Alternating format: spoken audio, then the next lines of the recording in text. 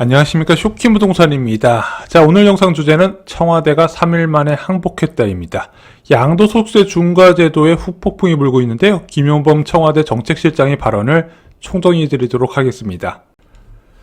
바로 본론으로 들어와서 김용범 청와대 정책실장의 발언 첫 번째, 양도소득세 중과 시점을 유예화시킨다는 거예요. 자, 5월 9일이 아닌 한두 달 뒤 종료 방안을 검토해보겠다 이야기를 하면서 성급한 결정임을 인정을 했습니다. 기존 종료일인 5월 9일은 다소 성급하게 결정된 날짜였다고 이야기를 한 거죠. 왜 중과 시작일 연장 이야기가 나왔을까요? 자, 정책실장은 미리 집을 팔려면 세입자가 있는 경우도 있어 상당한 시간이 필요할 수도 있다, 이렇게 이야기를 했습니다. 왜냐면 이제 세입자 일단 퇴거가 협의가 되어야 될 것이고, 그렇게 협의가 돼서 매수자가 나타나면 토지거래 허가구역 신청을 넣어야 되는데 이게 한 3주 정도 시간이 소요가 됩니다. 그리고 매매 계약 과정을 거치는데 또 보통 매매 계약 후 잔금까지 한 2, 3개월 정도 시간이 있잖아요.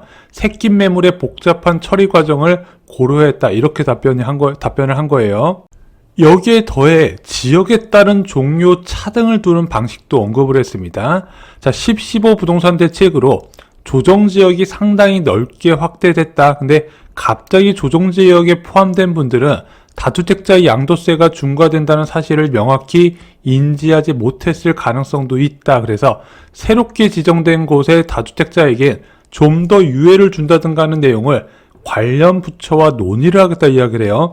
자기 지역이 조정 대상 지역인지도 모르고 양도세 중과를 두드려 맞은 사람이 있어서 이것을 유예해 주겠다는 겁니다. 그럼 어떤 지역이에요?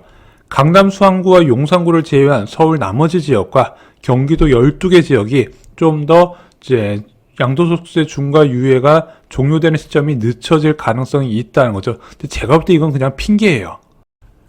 애초부터 무리가 있던 발표라고 누누이 강조드렸습니다. 자, 기사 보겠습니다. 집 팔고 싶은데 방법이 없어 다주택자, 토어제, 세입자에 묶여 한숨 푸푸. 토지거래 허가구역은 허가일로부터 4개월 이내 잔금과 입주가 되어야 됩니다. 자, 그래서 양도소득세 중과제도 시행 이전에 팔려고 마음을 먹었어요. 근데 전세 만기가 문제가 된다는 겁니다. 2026년 10월 9일부터 2028년 1월 28일 전세 만기라면요, 팔고 싶어도 못 파는 거예요. 그리고 계약갱신 청구권을 쓰는 세입자가 있으면 그것도 팔 수가 없다는 거죠. 아니, 이사비를 주고 내보내면 되지 않을까요? 아유, 이게 단순하게 돈 쥐어준다고 될 일이 아니에요. 왜냐면은 일단 지금 전세 가격이 많이 올라갔잖아요. 전세 가격이 많이 올라간 상태에서 지금 기존에 저렴하게 살고 있던 사람들은 계속 거주를 희망할 수도 있다는 거죠. 어차피 집주인 못 들어오는 거 뻔히 아니까, 그러면은 계약갱신 청구권도 쓰겠다. 야, 굳이 계약을 해지하면서 나갈 이유는 없다는 겁니다. 특히 자녀 학교 다니는 집들은요, 더욱더 이사를 꺼릴 수밖에 없다는 거죠. 이사비 준다고 다 내보낼 수 있다, 이렇게 생각하면 안 되는 거예요. 원래 이 제도의 목표는 지금 시장이 과열되니까 다주택자 매물을 시장에 출현시키기 위해서 한 거거든요. 근데 매물 나오기가 쉽지 않다는 겁니다. 기사 볼게요. 양도세 중과제기에 코앞인데 다주택자 매물은 안 나온다. 이재명 대통령은 양도세 발언에도 다주택자 매물은 미미. 왜냐면 매도 가능 대상이 되게 한정돼 있어서 그래요. 세입자 퇴거가 확정된 사람만 팔 수 있으니까 당연히 매물이 안 나오겠죠. 자, 다주택자 중과 목적이 매물 유도인데 매물이 안 나오고 세금만 올린 결과가 나왔고, 결정적으로 이런 식으로 세금이 올려진 상태에서 매물은 시장에 나올 수가 없다는 겁니다. 그 높은 세금 내면서 누가 팔아요? 결국에는 매물 잠김 효과만 발생을 했다는 거죠. 다주택자 입장에서 매우 황당한 거예요. 자, 토지거래 허가구역 지정으로 매도가 제한이 됐습니다. 세입자가 동의 안 하면 때려 죽어도 못 팔아요. 자, 그런 상태에서 너 기한 내 못 팔았으니까 양도소득세 중과를 부과합니다. 자, 양도소득세 중과 부여받으면요, 거의 못 판다 보시면 돼요. 예, 자기 양팔 중 하나 잘라나가는 기분인데 못 팝니다. 자, 그런 상황에서 너는 안 팔았네, 버티네, 다주택자 보유세를 인상한다고 합니다. 이재명 대통령이. 그럼 어떻게 되겠습니까? 아니, 못 팔게 해놓고 양도세도 올려버리고 보유세도 올려버리면 어떡하냐 이거죠. 정부가 세금을 부과할 때 중과를 때리거나 이런 거는 예전에도 있었던 정책이라서 그러는 할 수 있습니다. 하지만 이런 식으로 퇴로를 막아놓고 계속 때리지는 않거든요. 정책이라는 게 이런 식으로 나오면 안 되는 부분입니다. 양도소득세 중과 관련 변화 볼까요? 1월 25일 오전에 이재명 대통령이 X에다가 다주택자 중과 유예 종료를 확정을 지었습니다. 그리고 오후에 5월 9일 계약분까지는 인정을 검토하는 것으로 국무회에서 논의해보겠다고 했어요. 그리고 1월 28일 오후에 정책실장이 뭐라고 얘기해요? 신규 규제지역 유예기간은 차등 적용을 검토한다고 했습니다. 제도 이해 없이 너무 즉흥적으로 추진하는 모습이 나타나요.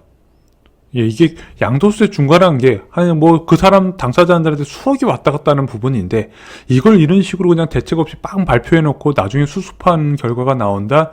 저는 개인적으로 이런 정책 방향은 좀 옳지 않다 생각을 합니다.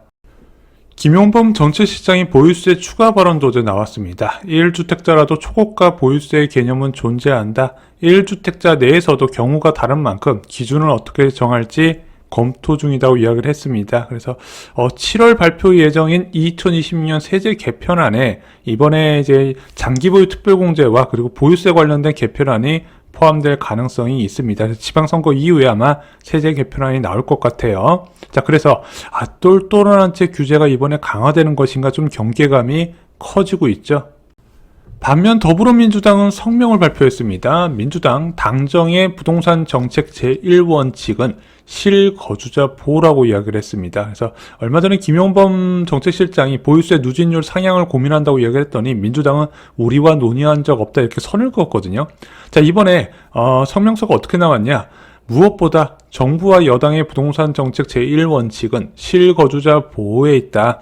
이를 위해 정부는 1가구 1주택자 세부담을 경감하고 실거주 목적 주택 보유를 적극 지원하며 주거 안심망 강화에 정책 영향을 집중하고 있다 해서 문대림 더불어민주당 대변인의 서명 브리핑에서 나왔습니다. 자, 그래서 지금 정부가 이제 과연 똘똘한 채 실거주자까지는 건들지는 않을 것으로 보여지고요. 아마 다주택자 중심으로 이제 세제 개편안이 나오지 않을까 생각이 듭니다. 물론 언젠가 똘똘한 채 실거주자도 세금을 올리는 날이 오게 될 거예요. 물론 계속해서 집값이 올라가게 된다면요. 결론 말씀드리겠습니다. 청와대에서 양도소득세 중과 유예 종료 시점을 1, 2개월 미룰 가능성을 언급을 했습니다. 또한 신규 규제 지역은 종료 시점을 차등 적용하는 방법이 논의될 것으로 보여지는데 아무래도 토지거래 허가구역 광범위 지정 상황에서 매도가 어려워지자 기간을 연장하는 게 아닌가 이런 생각이 듭니다. 실제 나오는 매물도 제한될 수밖에 없는 상황이죠. 원래 매물을 늘려서 집값을 안정시키려고 했는데 그 효과가 안 나타나다 보니까 기간을 연장하는 것이 검토되는 것 같습니다. 청와대 정책실장은 초고가 아파트 보유세를 다시 한번 언급을 했습니다. 그래서 아마 7월 세제 개편안에 장기보유 특별공제 같은 양도세 제도 개편안과 고보유세 개편안이 나오지 않을까 생각이 들어요. 아마 선거가 끝나고 발표가 되겠죠. 개인적으로 양도소득세 중과제도가 종료되는 5월부터 매물 급감 상황이 더 심해질 거로 예상을 했습니다. 하지만 청와대에서 신규로 조정 대상 지역으로 포함된 지역의 주택 소유주가 인지를 못할 수도 있다는 이유로 종료 시점을 차등 적용 이야기를 하고 있습니다. 그게 1, 2개월인지 전세 종료 시점까지인지는 확실하지는 않지만 확정된 소식이 나오면 다시 시장 전망을 정확하게 여러분께 도움을 드리도록 하겠습니다. 오늘 영상은 여기까지입니다. 구독과 좋아요 부탁드립니다. 감사합니다.